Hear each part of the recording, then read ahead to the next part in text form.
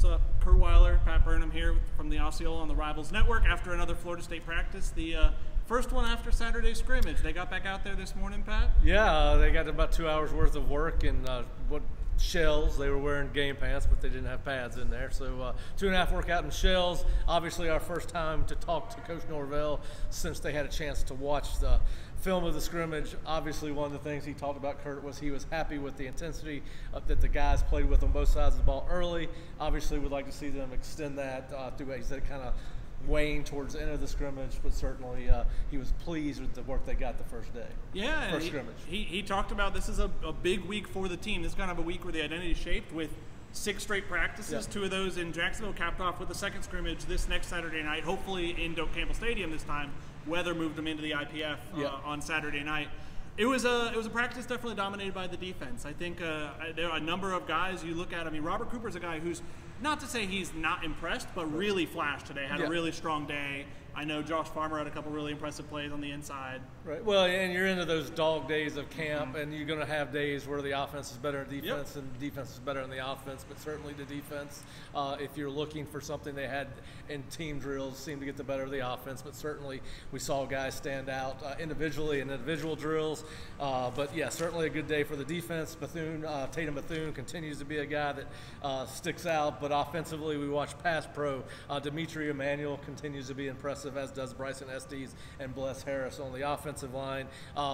Go back to your point about what Coach Norvell said. He mentioned this is a big week for his team, that he feels like this is the week they have to make a move and start solidifying some positions and some rotations. He talked a little bit about the defensive line, how impressed he was there with the defensive line in the scrimmage, and they need to try to figure out what their rotation is going to be. But certainly was very complimentary of Jarrett Jackson, Malcolm Ray, Josh Farmer, and Patrick Payton from the scrimmage. And then Curt, he also talked about the quarterbacks. Yeah, he did. When he talked about, I mean, A.J. Duffy, he talked about after the scrimmage I wrote about yesterday.